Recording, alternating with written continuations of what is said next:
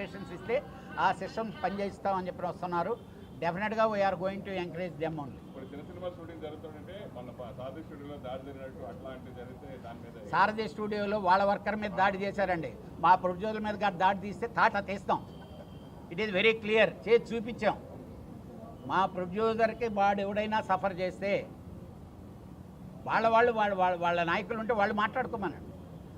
నేను కంఫర్టబుల్గా నేను సినిమా తీసుకుంటే నా సినిమాని ఆపే రైట్ ఎవరికి లేదు. మీరంతా ఈ పాయింట్స్ అన్ని కలిపి ఫిల్మ్ ఫెడరేషన్కి ఎప్పుడు తెలియజేస్తారు? చిన్న నిర్మాతలు దీనికి ఛాంబర్ మాకు సిస్టమ్ ఉంటుందండి. కౌన్సిల్ నుంచి ఛాంబర్కి వెళ్ళొద్ది. ఛాంబర్ వాళ్ళు వాళ్ళకి ఇన్ఫామ్ చేస్తారు.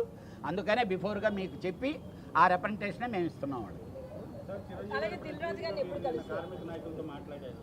ఏంటి ఇప్పుడు వాళ్ళ వైపు నుంచి ఉన్న అప్డేట్? అంటే ఆయన వెలక్కాయ తీసుకొచ్చి ఒకటి సార్, చిరంజీవి గారి ప్రతినిధిగా అనేది కానే కాదు.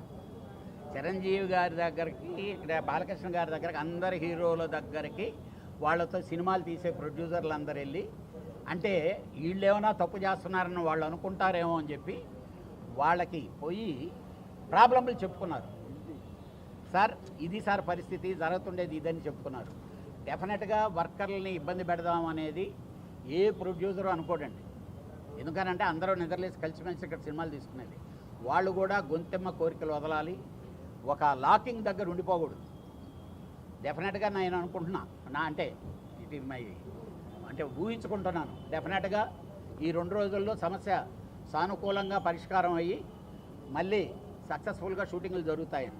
చిన్న సినిమా షూటింగ్ చేసుకునే ఏ నిర్మాతకు మాత్రం ఇబ్బంది లేదు. It is very clear. అయితే దిల్ రాజు గారిని ఈ రోజు కలుస్తారు ఇట్లా అంటున్నారు కదా, ఎప్పుడు కలిసే అవకాశం? ఎవరినండి? దిల్ రాజు గారిని, FDC చైర్మన్.